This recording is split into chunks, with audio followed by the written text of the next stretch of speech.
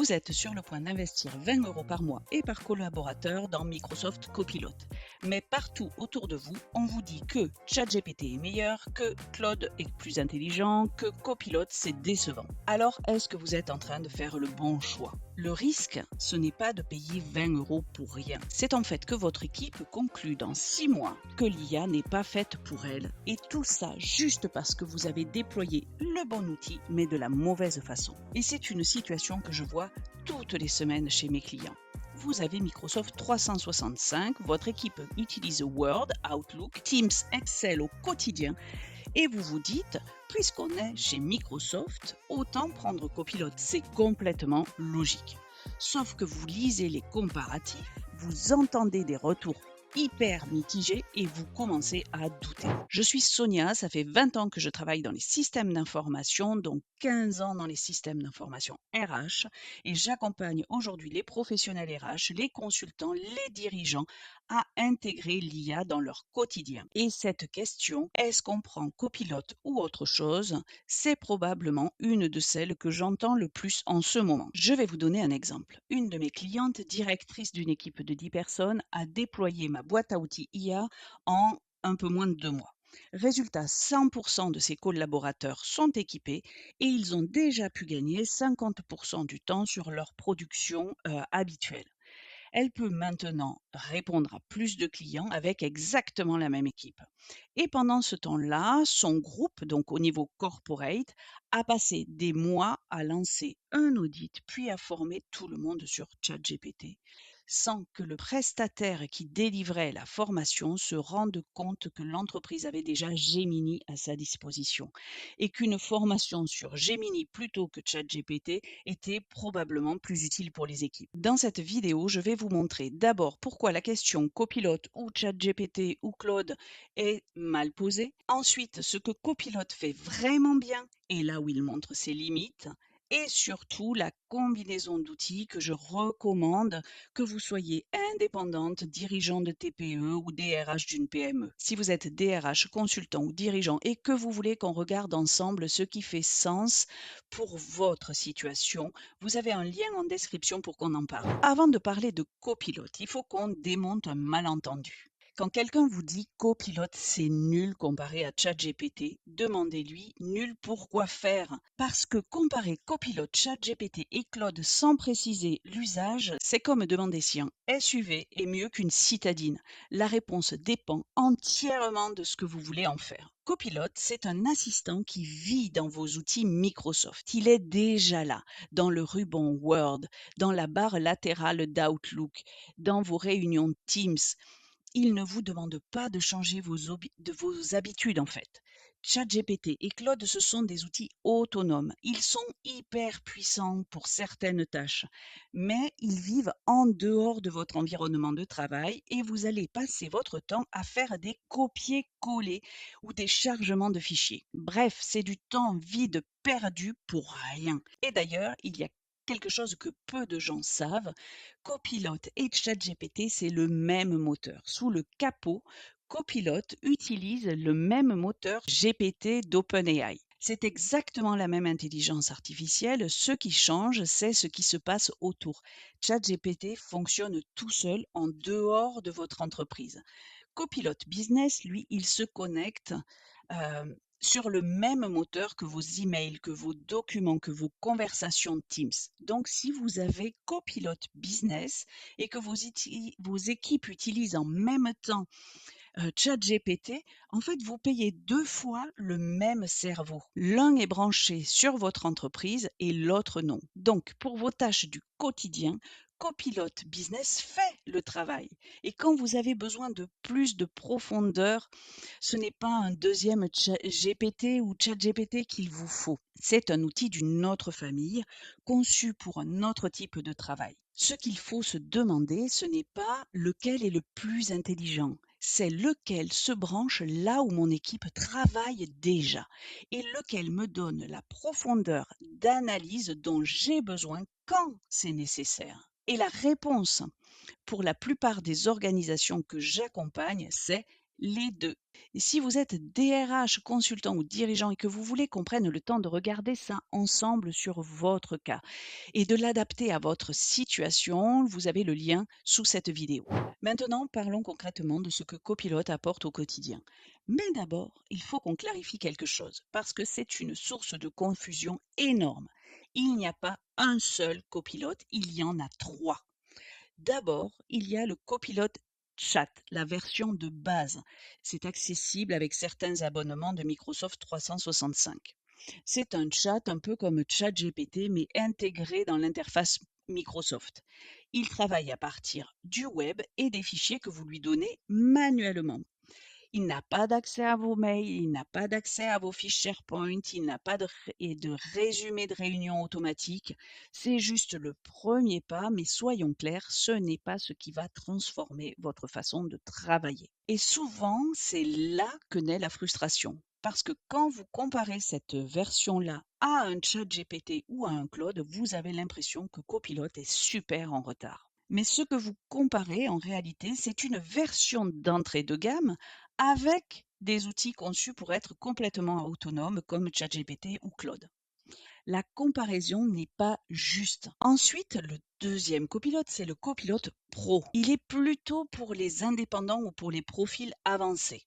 Il est plus rapide, il est mieux intégré dans Word et PowerPoint, mais toujours sans connexion profonde dans l'écosystème de votre entreprise. Et puis enfin, il y a le copilote business. Il est autour de 18 à 20 euros en plus de votre abonnement par utilisateur et par mois. Et c'est celui-là qui change la donne, parce que celui-là se connecte à tout votre environnement Microsoft. Vos emails, votre calendrier, vos conversations Teams, vos documents SharePoint, votre OneDrive. L'IA ne travaille plus à côté de vous, elle travaille avec tout ce que vous voyez. Et c'est là que les cas d'usage deviennent hyper concrets. Vous avez un fil de 30 mails sur un sujet, Copilot Business va vous faire la synthèse en 15 secondes. Vous préparez une réunion, il va chercher dans vos échanges récents les documents que vous avez partagés pour vous proposer un ordre du jour. Votre réunion de Teams est terminée, il génère le compte rendu, le plan d'action et les points de suivi. Si vous décidez d'investir dans Copilot, prenez la version business.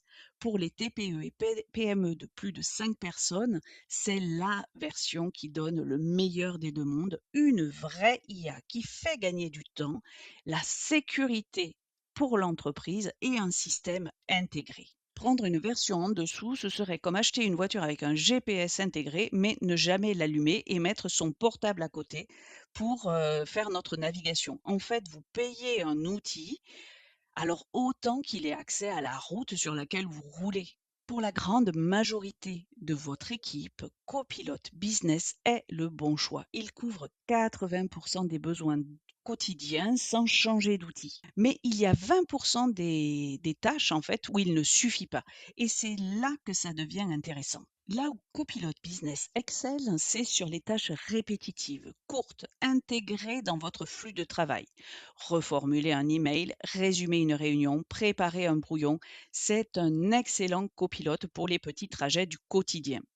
Mais dès que vous passez sur des tâches qui demandent de la profondeur, de l'analyse croisée ou un vrai travail de fond, la copilote commence à montrer ses limites. Prenons des exemples concrets.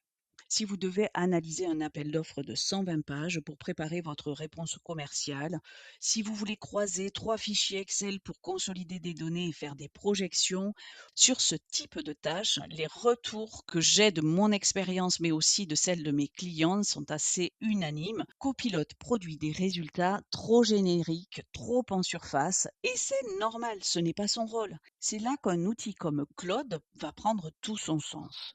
Claude est conçu pour le travail en profondeur.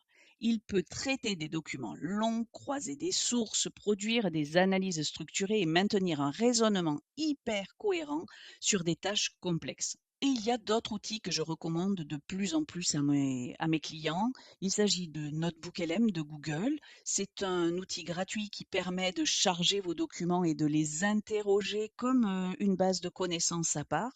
Donc pour quelqu'un qui doit maîtriser un corpus documentaire, un cadre réglementaire, un ensemble de politiques internes, c'est redoutable d'efficacité. Dernier point, et celui-là, je sais qu'il va parler à beaucoup d'entre vous, les présentations. PowerPoint avec Copilot, c'est un début, mais franchement, les résultats restent hyper standardisés. Et si vous faites des présentations type consulting, vous allez devoir faire un vrai travail de mise en page et de storytelling visuel que Copilot ne saura pas faire pour vous. En revanche, pour des présentations internes ou vos présentations clients qui n'exigent pas un niveau de design élevé, un outil comme Gamma fait un travail remarquable en une fraction de temps. J'ai d'ailleurs fait une vidéo sur ce sujet, vous retrouverez le lien en description. L'idée, c'est pas de remplacer Copilot, ça va être de le compléter intelligemment là où il ne suffit pas. Et justement, pour vous aider à trancher, j'ai préparé une grille de décision. 5 questions à vous poser avant d'investir dans une licence IA Copilot Business pour votre équipe. Vous la trouverez en description, c'est complètement gratuit et ça vous évitera de prendre une décision à 20 € par personne et par mois sur un coup de tête. Maintenant que vous savez où Copilot brille et où il cale, voyons précisément ce que je vous recommande selon votre profil. Si vous êtes indépendant, consultant RH, recruteur, formateur, vous n'avez pas besoin de Copilot Business. Je vous recommande un abonnement Claude pour le travail de fond, vos analyses, vos livrables, vos bilans, vos contenus et juste Copilot Chat en version gratuite incluse dans votre Microsoft 365 pour les petites tâches de reformulation. Ça vous permettra de garder votre budget serré et vous aurez le meilleur des deux mondes. Attention, on prend bien un Claude payant. B2B, donc la licence entreprise, lorsque c'est possible pour vous. Si vous êtes dirigeant ou DRH d'une TPE de 5 à 20 personnes, mon conseil, ce sera Copilot Business pour l'ensemble de l'équipe et 5 licences d'entreprise pour les profils qui font un travail d'analyse d'approfondi. Vous pourrez ajouter un notebook LM qui est gratuit pour toutes les personnes qui doivent traiter des corpus de documents encapsulés et en dehors de toute interaction avec le web. Et surtout, ne perdez pas de temps. J'ai un client, une TPE de 15 personnes, avec son dirigeant qui suivait son budget de très très près. Nous avons calculé ensemble les gains de productivité et en basculant sur l'IA immédiatement, en surfant sur le momentum qu'on avait créé avec les ateliers de prise en main, en fait, on allait compenser 5 fois les dépenses qu'il avait générées par ces licences. Donc, ne dépensez pas 10 000 € dans un audit préalable. Vos salariés veulent bénéficier des dernières technologies pour faire leur travail. Ne doutez pas de leur bonne volonté. Appuyez-vous sur vos équipes, elles vont performer. Si vous êtes DRH d'une PME entre 20 et 200 personnes, même logique, mais avec un point d'attention supplémentaire. J'ai accompagné une équipe, une entreprise de 50 salariés dans le consulting et la directrice financière avait très peur que ses collaborateurs demandent toute la boîte à outils IA et que le budget explose complètement. Après l'avoir rassurée, elle a pris des licences mensuelles pendant 3 mois en fonction des besoins réels et des demandes. On s'est appuyé sur les demandes des collaborateurs. On a fait un point avec les chefs de service 2 mois seulement après la mise en place du pipe de licence lorsque tout était stabilisé et le retour sur investissement était largement supérieur à ce qu'on avait prévu. Pourquoi? Parce que bien accompagnés, les salariés utilisent l'IA dans leur vrai contexte. Ils prennent des décisions éclairées, de manière responsable et ils gagnent du temps dès le premier jour de mise en place de l'intelligence artificielle. Et c'est là que je veux insister sur quelque chose. Aidez vos équipes à mettre les mains dans le cambouis, c'est ça votre priorité. Pas d'écouter des consultants vendeurs de slides, yaka faucon. L'IA en entreprise, ce n'est pas un outil unique, c'est une boîte à outils. Et la meilleure stratégie, c'est de mettre le bon outil au bon endroit, avec le bon accompagnement. Si cette analyse vous aide à y voir plus clair, un pouce bleu, ça m'aide à faire remonter cette vidéo auprès d'autres décideurs qui se posent exactement la même question. Maintenant que vous savez quel outil choisir, la prochaine étape, c'est de savoir comment les utiliser concrètement pour gagner du temps sur vos livrables. Alors allez regarder cette vidéo. À bientôt!